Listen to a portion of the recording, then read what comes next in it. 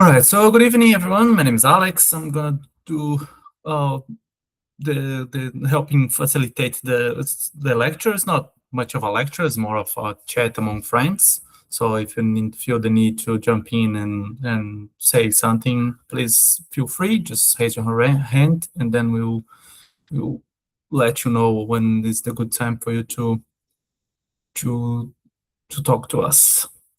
So tonight we're going to be discussing chapter 22 from the Living Spring book, so Retribution and Recompense, which deals with the idea of recompense, or in simple terms, like the return from that comes from what we do in life.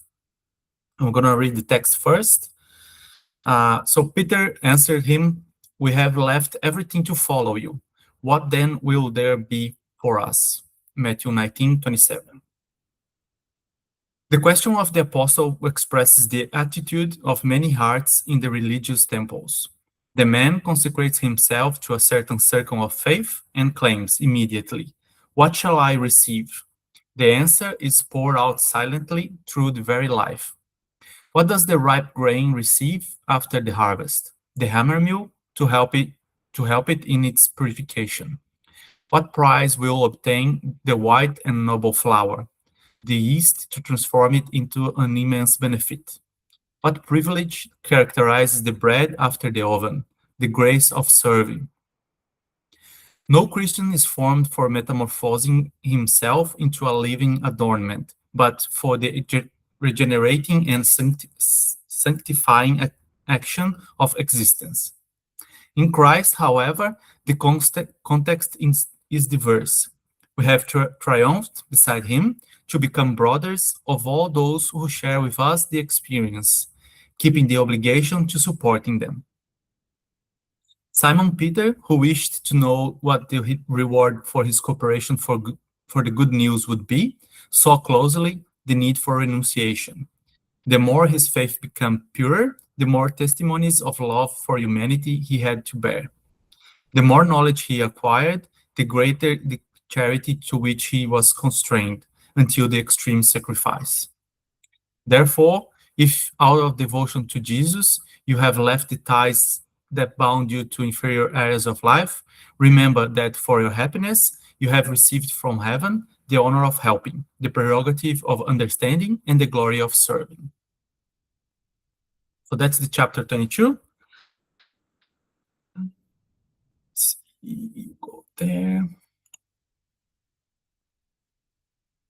So the chapter is tied to the Peter question that I read at the beginning from Matthew 19:27. We have left everything and followed you. What then will we have? What shall we receive? What shall I receive when I do something? So that's a question that bugs a lot of people when presented with choices in life or opportunities.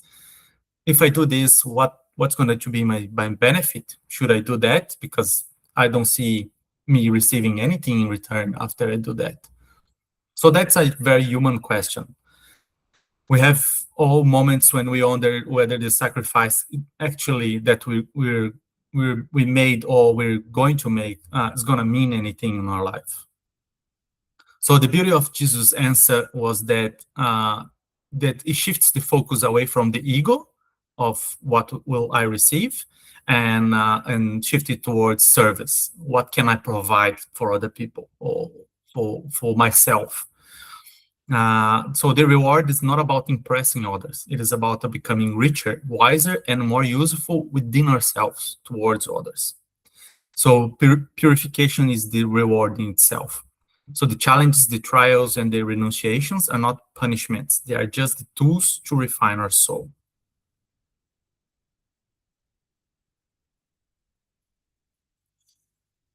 So there's a big difference between decorating our lives with religion or with sayings and versus our truly living the transformed life.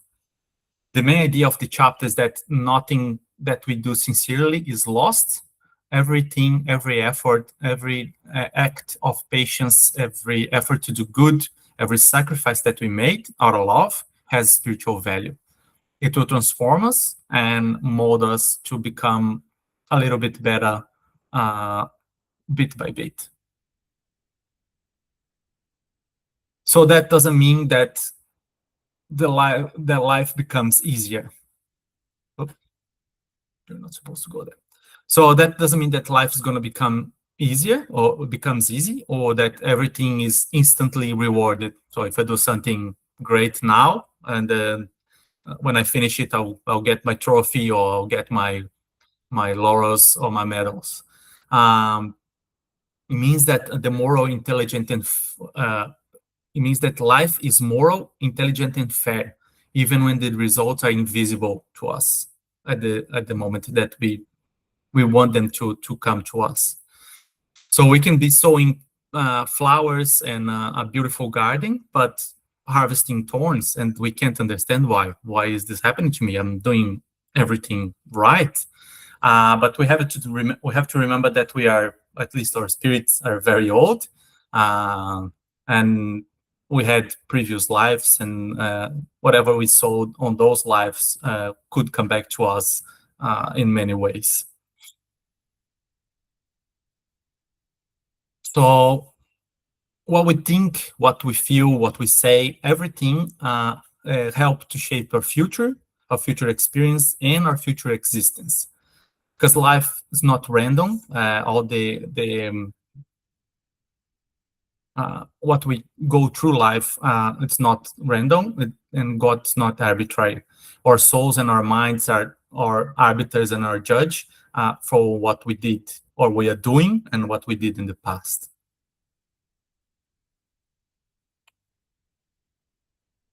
We see the boomerang.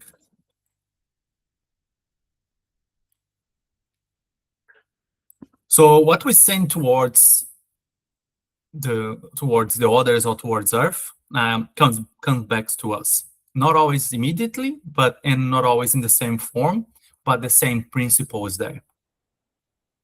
So sometimes life gives us a boomerang, and it feels like it's coming back faster than we hoped, because our actions return to teach us, either as a lesson of something that we could have improved or could have done a little bit better, or as I would say, a reward in the love that other people will bring to our life, or harvesting the flowers that we sowed beforehand. So how many times I would say that I did something and a second later I regret it? I said, well, why did I do that? I could have just done it a little bit better. But that's a little bit of a regret. And yes, you could have been better, but that's why we study, and we try to be better bit by bit so that we can ingrain that and makes I won't say right action, but the good action, the normal of our lives. And so other times it just takes time to sink in, like something that you did last week. You just go to sleep, so I did that, and that caused that trouble or that reaction, and it wasn't what I was intending to do.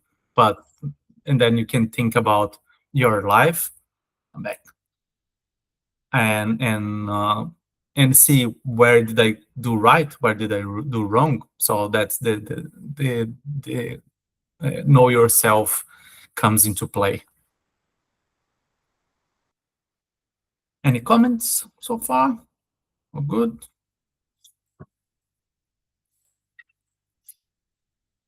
So we don't plant kindness and expect weeds, and we don't plant selfishness and expect peace. Spiritual life works with the same consistency as nature, but to really reach the point of growing, we need to plant kindness, peace, and love, so that will grow at least what I want in my life. So that's what I try to sow around me. As I said in the beginning, we are not perfect yet. We're getting there. And I believe that we are all doing the best that we can at the moment. And I believe that we get better with time. We learn from our mistakes. We learn of what plant grows better in what soil, so we can spread the love more thoroughly around us. So to reach that point of growing, we just need to plant, as I said, kindness, peace, love, and this should be our standard in our hearts. And we just need to do it because it makes us feel better. It's the right thing to do, not because, oh yeah, if I make something good for that person, he can do something good for me in the future. No, you just need to do things the right way because it's the right way to do it, without expecting anything in return. Yep.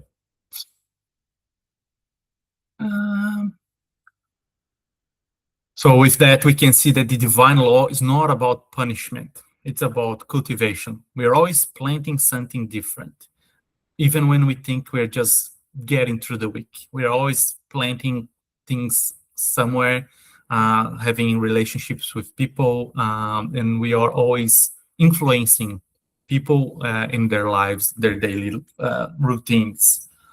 And we always have to keep checking ourselves, because it's very easy for a moment of distraction or a moment of weakness to lash out to those around us. In the traffic jam, someone cuts in front of you, or a server on a restaurant that you don't think it was nice enough with you, you can lash out.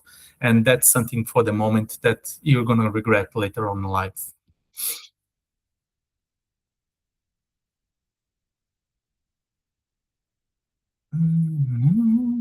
So a lot of sentiment in action will go hand in hand with charity. So giving to other people, or giving yourself to others, not only material things, but also your feelings, your love to others. This helps a lot.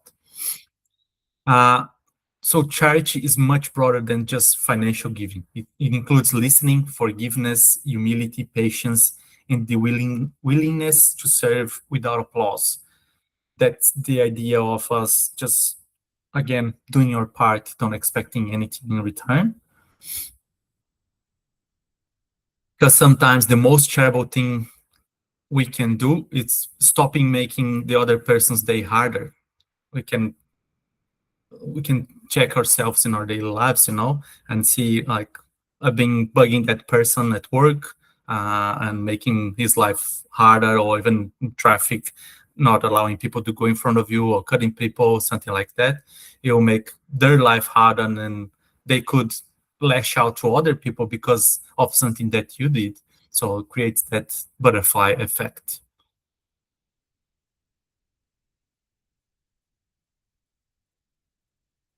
Am I in the right? I think I am the right one.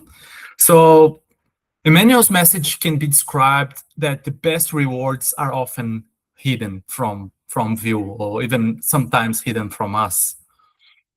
So the peace on our consciousness, a calm heart throughout your week, throughout your day, because you did the right thing, or you're not burdening yourself with choices that you can regret later. Cleaner consciousness, and the quiet confidence that we try to do the right thing. I know that sometimes things don't go as planned, but we have to always try to be there, to be conscious, and be consciously doing the right thing.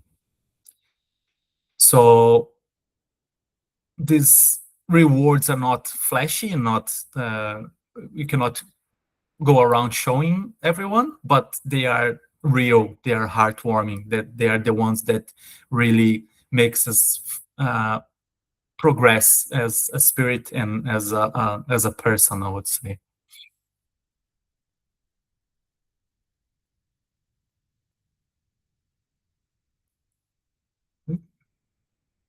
Yep. So even if we do have a bad idea or a bad day, the bad action, this will also create an understanding for us later. As I said, we at some point will try to know ourselves, and we'll try to understand what we did during our life, and we'll see, oh, that was not the best action that we could have. We could have done better here and there. And that's the eternal learning that we go through to get to be among God's children. We go get better and better with time.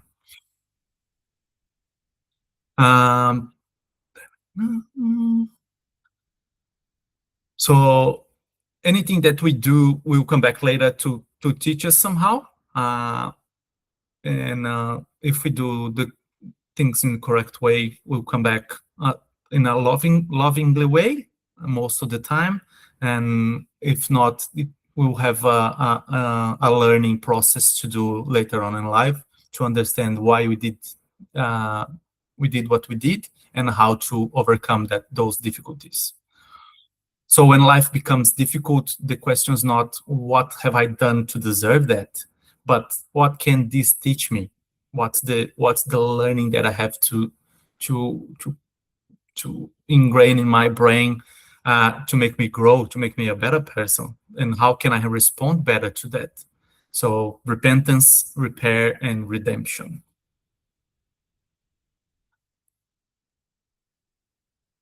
So I just want to ask you guys to take like 2 minutes now to do some reflection and think about this last week, something that you did that you think was like a good action, and how you felt when you did that. It could be a message that you sent to someone, a visit, an apology that you presented to someone, a moment of patience that you had within yourself and preserve others from a bad situation. So just take this 2 minutes to reflect that and remember how you felt it with that good intention, and try to remember that action.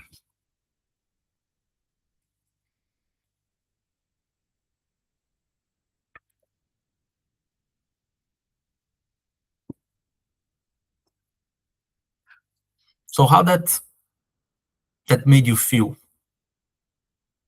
How do you think the receiving end of that action, or the person that received your charity, I would say, felt?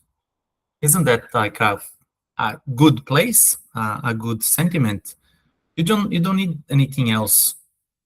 You don't need to receive like applauses or medals or trophies.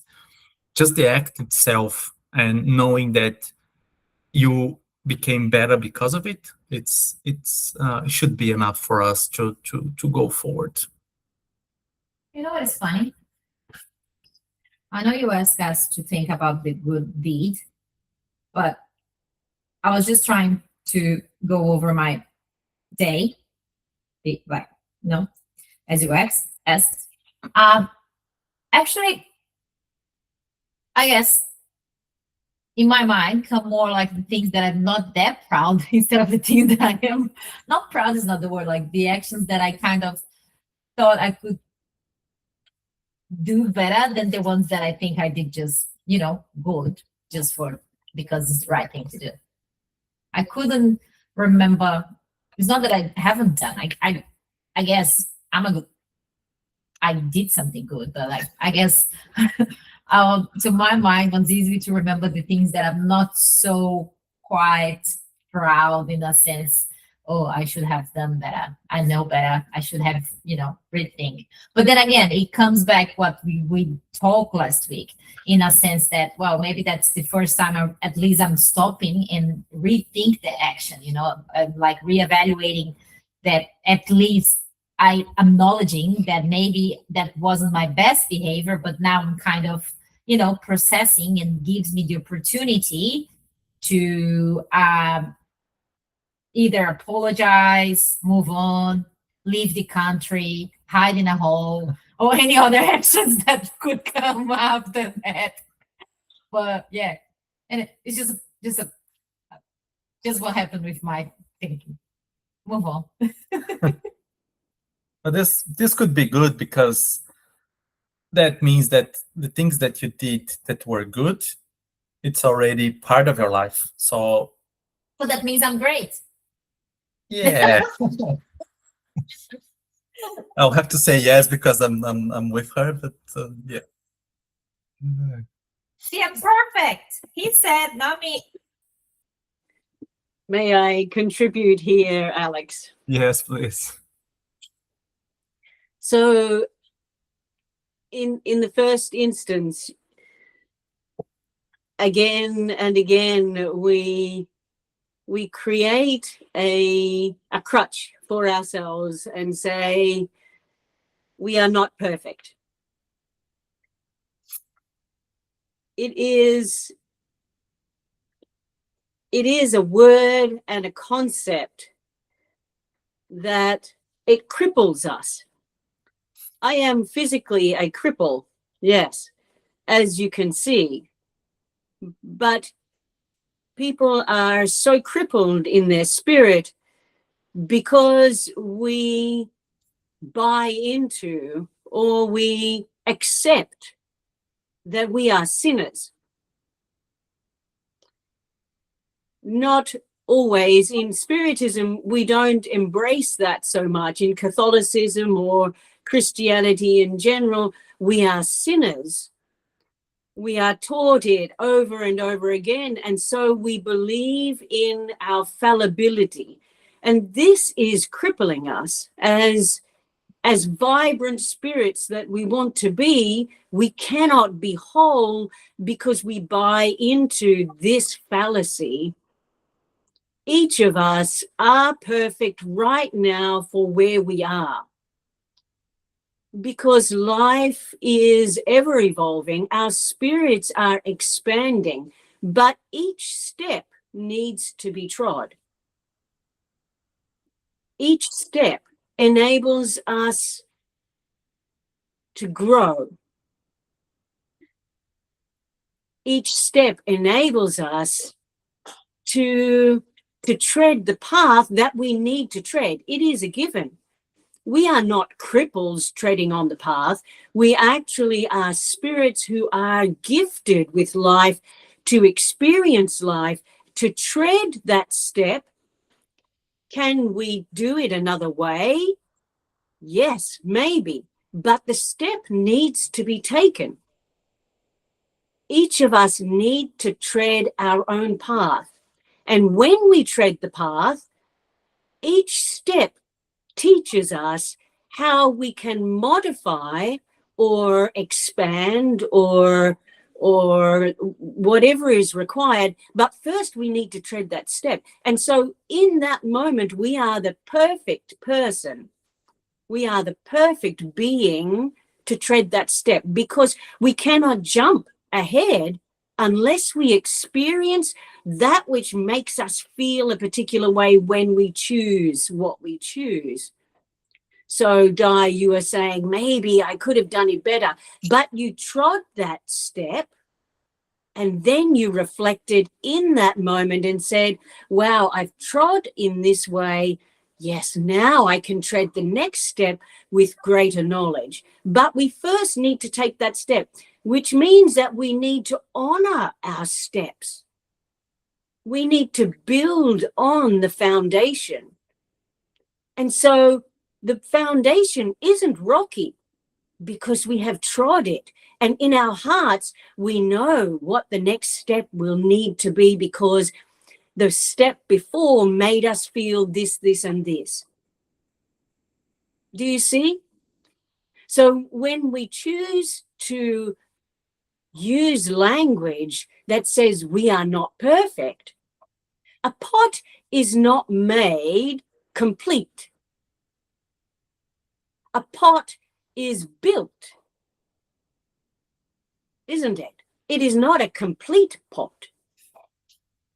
But each step that is taken needs to be watered, it needs to be molded, but in its creation, it is always doing what is needing to be done. And this is the magnificence of how we can see our lives as ever evolving, but perfect for this moment. And that is why we are given the opportunity to see our lives in a joyful way, not tomorrow or the next day because I can choose better then, but because of who I am, because of the brave person who I was, taking the steps that I needed to take, and I didn't give up. And wow, here I am today, glowing, because I am knowing that there are opportunities to become who I want to be. Yes. But right now I am the perfect person who I need to be. Does this make sense? Yep. Yes. Yes. I guess we could use the same language we used like last week as well. The sense of immaturity and maturity, that we are perfect, but in some fields of our life, we are sometimes not mature enough to have that. Only because we compare my pot with your pot. Yeah, but like that's the beauty, because we are here to, like what I lack, you have more. What you lack, like I can. So it's an exchange for us to walk this path together. Yes. And honestly, I guess in that sense, learning is pretty much that old say that monkey see, monkey do. Like it's a sense that, like, when I see people doing, it's an example, so you follow. So I guess we never gonna, that's my personal opinion, that we're never gonna be away from compare and see it. But I don't think that is either bad, because it's a sense of not compare itself, but like, have different points of view and make choices, and make, in a sense, better choices, because we see what, the consequences, the fallouts, or the beauty, or the sadness, or the ugliness of things that people choose to do. So I guess in that sense, we're never going to be, at least the way we are living and experience life at the moment, we're never going to be outside of that sense of comparing and seeing different things, and in a sense of different levels of knowledge and skills and so on. Because as you said as well, it's part of this journey, because we see, we exchange, and we walk together, and like what it's at some point an experience that I need to go through, like something, I don't know, tragic or whatever was responsible for that tragedy, or for that sadness, for that hardness, comes to me, even though it's a hardship for me, it's necessary for my journey. But again, then we're gonna get on the infinite loop of necessity and things. But I guess in a sense, yeah, we never, at least now, we're not gonna be out of that comparison. I shouldn't have done But yes. But when we go down this rabbit hole, because it is a rabbit hole. At the moment, yes. But I guess with more we learn, more we evolve in a sense of mature our choices, the way we see life, the more we exchange, the more we not necessarily evolve in spiritual, because a lot of the way that I see, a lot of mature spiritual persons are, we can see people that not even have any beliefs, but are mature in a sense, that sense of community, sense of respect and love towards the next. So I guess it's a journey that we are getting. Getting there, but it's still necessary for our learning. Yes. And some people, and I guess in a sense, some people still need that to compare and have some. I know the wording is not the best, and we always kind of, end up discussing this, but I guess in a sense, for some people, the stage that they are in the life, same as kids, need something simple as bad and good, evil, or whatever, in a sense of to have a more simple way to understand, not to point fingers and judgment, but in a sense of you need to, for example, if we are building a cup, a pot, like a ceramic pot, you know, and you show one that is beautifully made, the components are, you know, the mix of the soil, water, and heat and blah, blah, blah, it's perfect. You have a beautiful piece. If you put against a piece that doesn't have the right balance of soil, materials, and blah, blah, blah, don't have the same technique, you cannot show the difference, like what you can achieve if you don't follow things that should be the right thing to do, you know, the right steps to follow. If you follow the wrong steps, is that what you're going to achieve? If it's that bad, no, it's still a pot, you can still drink water. But like in a sense of what we see, I think for some people, sometimes those kinds of comparison is still important, because the maturity that they are able to understand, I guess, still rely on that simplicity. You know what I mean? Yes. Yes. Yes. Sorry. Go, Alex. Oh, anyone else? Anyone else would like to say anything? Colleen? I'm wondering. Yeah. I'm thinking a number of ways, a number of perspectives you can take that in regards. For example, I think that retribution is all about what I'm going to get if I do it. All right.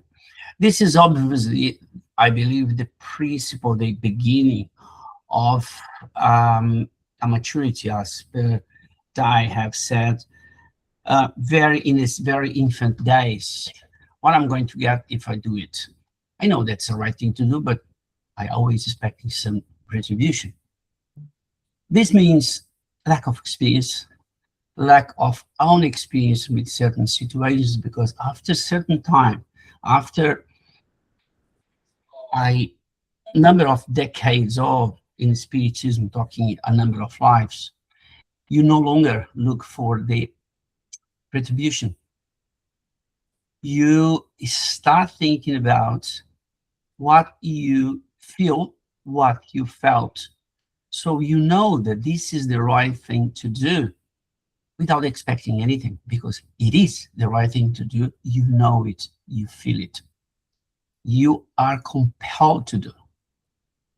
In this accident that we have some weeks ago, a girl out of the blue came off her car and stayed with the person with comment that was an accident for nothing. Coming asked her, okay, you can go on the woods. No, I need to see you be assisted. I need to be sure that when I leave, you are in a okay. Look, she wasn't a 75 years old person. She was a 20-something. That was embedded on her. So this is the beauty of thinking that we don't have a single life. We have multiple lives. So that experience, that urge to know that the person is going to be well, so I can feel good. I can feel, as I have done something. It's embedded. She wasn't looking after any reward. She was, in fact, giving part of her time there. She could be someone else, could be at home, as Carmen asked. Oh no, yeah, but they are okay. They're waiting for me. I'll be there soon. So this is a genuine demonstration of soul maturity and doing something that this person feel that is the right thing without any retribution. The retribution was, how can I say, it was not tangible. Yes, she had a retribution. Her feeling good in spirit. She left and went say, yes, I did something good. I feel good. That's it. That's my contribution. Yeah, that I think that was the main idea that I had when I asked you guys to think about the good deed that you did, because I think that's the best sentiment that you can have. You understand that what you did, how you felt it, and how you think that, or how the other person felt for your actions. You know how Carmen would felt after the accident, with someone caring for her and waiting for her to be taken or to be cared by another person. You know, you will feel good inside just knowing that you did good. Yeah, another thing is I don't think you should, diminish or like say undervalue person that are not compelled as that person was. Yeah. All right, that's very important. Very important. We need to understand them. They are. That's the beauty of spiritism. They are spirits that are still building in that area. They may have absolutely fantastic in different areas, but everybody's building your perfection. Everybody's building your perfection, and in building our perfection, we are getting closer and closer to the divine love, which is a love without Condition. conditions, Yes. unconditional love. Yes, it is. It is about, and this is why the comparison and the inner dialogue is so destructive. If we are in this moment, not worried about what we have been or what we do, and choose what we do because it will give us some kind of reward. If we are in this moment, connecting with this moment and the needs, then you do, and you operate from a place of love, and then you fulfill that moment. You fulfill it because you are doing what you need to do, because that is what is needed. So there is no sense of, oh, I've done a good thing, rather than, oh, I did what I needed to do. Yes. So Yes. you do what you are where you need to be at this moment, and you fulfill your agreement with life. And then there is a balance in your energy. You don't have this high that you get when you feel like you've done a great thing, and so your ego is Yes. boosting your energy levels. And then after that wears off, then you are in a low again. Rather, sitting in this moment, saying what needs to be said, being who you need to be for the other, and not apologizing, just being present, fulfilling the agreement that you made to be in love. So you move from one moment to the next with the Holy Spirit. The Spirit moves within you, and your ego doesn't get a chance. Yeah. Yes. Yeah. But the good times, the great situations when you do something absolutely fantastic, but you don't realize that. Yes. Yes. That's great. That's when you are, yes, okay, on that one. Need to develop in someone others, but that one, I think you're right, is when you don't know that you're right. Yes. Yes. Can I make one comment about the choice of the word retribution is a different meaning altogether. So we can't use the word retribution here. Retribution is almost like payback. Okay. So we would probably use the word more reward, a reward system. Yes. Retribution is like, there will be retribution, and you will get back what you sowed, and so you will receive, yes, some sort of punishment. So Okay, yes, thanks. yes. So I don't think we can use retribution in this In this context. context, yes. Yeah. Thanks for polishing our Yeah. no No. English. Okay. Thank you. Thank you very much. No worries. Good. Thank you, everyone, for your input. So yeah, the idea is to always improve because we have infinite chances to do that, and we can work on ourselves bit by bit.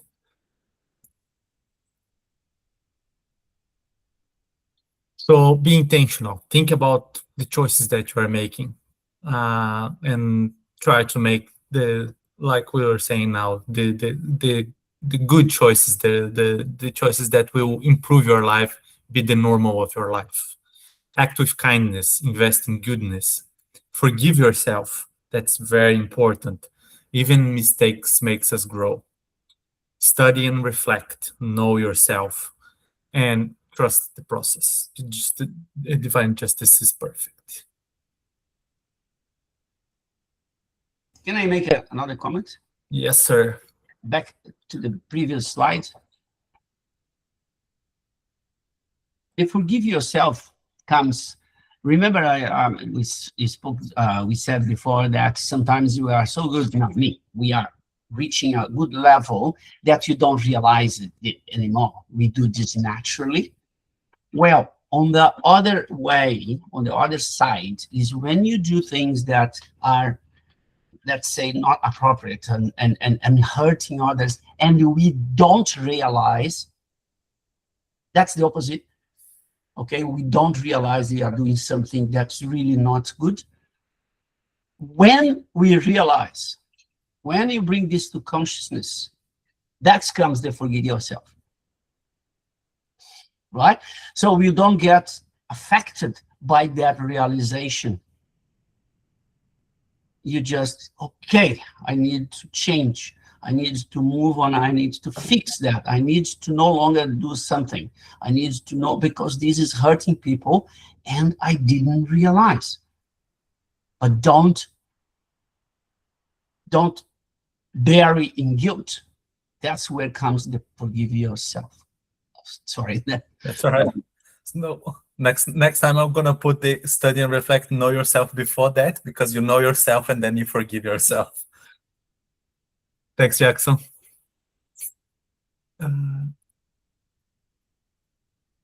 So what are we planting? What are we sowing now? Is that what we want to harvest later on? Are we doing the good deeds so that we can harvest good things later on? What am I returning to others? What am I doing when we are helped, when the charity comes towards us? What kind of spiritual person we are becoming, or do we want to become? So the goal is just understanding yourself. It's not just understanding yourselves, it's transformation.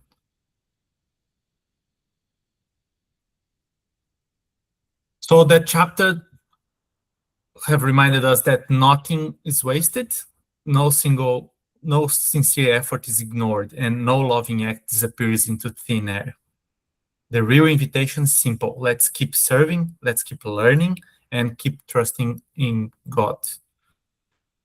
And let's try to be wise with our decisions and compassionate. If we do that, even our smallest effort will make us grow exponentially. And that's me. Can you go back to that last slide, please, Alex? Yes. Yes. Yes. Close the curtain again. Yes. Yes. So the words, every sacrifice matters. So we have discussed this one before. Sacrifice often means giving up. We believe it is about denying oneself. This is how we have come to translate this word.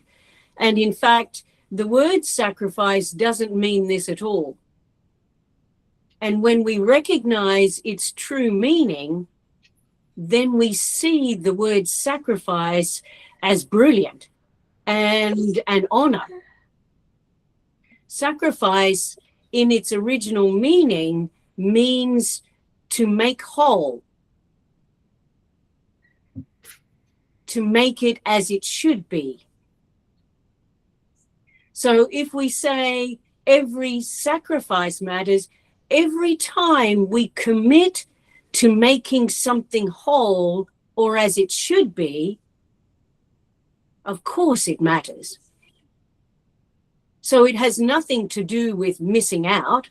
It actually means you are embracing the moment for what it needs to show you and others, and to go about actioning what needs to happen to the benefit of others and yourself. Yes. So it changes how we see our benevolent or our actions in compassion and kindness. We don't see it as I will act in kindness and miss out on doing things for myself.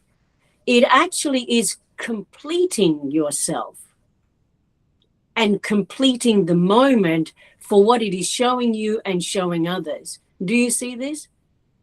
Yes. So every act of love counts, which backs up the first sentence. Every sacrifice matters. Every action that we take that completes the moment. Yes. And that is the richness of what Shiko is saying here. Every action that we take where we are aware of what is required, of course it matters. Yes. And it is a privilege to be a part of it, rather than something that, yes, diminishes us because we have been denied something to do for ourselves. Yes, yes, yes.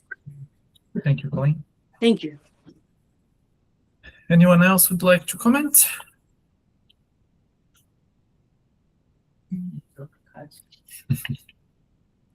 All right, so thank you, everyone. I'm going to do a small prayer for us to finish today. Yes, I forgot to say, grab your waters, ready to be energized, stuff. So let us get ourselves comfortably in our chairs, in our sofas, in our beds. Close our eyes. Try to connect with our divine selves. Try to connect with our benefactors. From Pedro Manuel, our mentors. And thank everyone for our presence here, for their presence here, that helped us move this night along with thoughts and this magnificent energy that we can feel running through us now, so that we can be energized, blessed, and renewed for the days to come.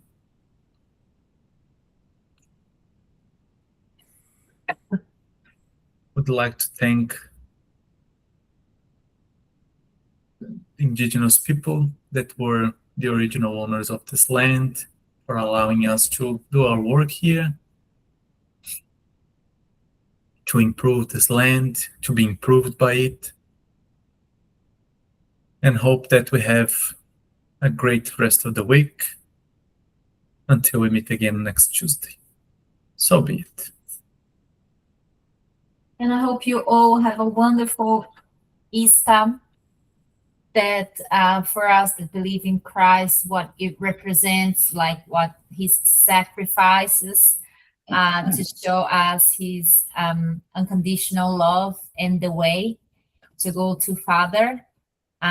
So I hope like the representation of his resuscitation brings in your life and in life of your family all the love, all the light, and all the joy that Jesus brought to us through his teaching, and still, showing our lives every day. So I hope you have a wonderful time with your family. If you're traveling, safe travels. If you stay chill at home, hope you stay chill at home. Enjoy your time. If you're working, God bless your work and what you do to keep this country moving. And I hope to see you guys next week. Just a comment. The link for the meeting for next week onwards is going to change. We're going to send to you guys the new link because we had to change the time. Schedule time. Instead of 6:30, changed to 7, and Google didn't want us to keep the same link, so they gave me another one. So we'll be sending that in our groups. So keep tuned, and on Facebook as well. Can I ask as well, if someone wants to watch what was being recorded, where can I find it? YouTube. So the links have been put on both on Facebook and WhatsApp. The links underneath the post for the week. Okay. So the link for the video as well as the book. Okay. And there's a YouTube for the book as well, and the meeting thing. So yeah, so all of those links are each week they're posted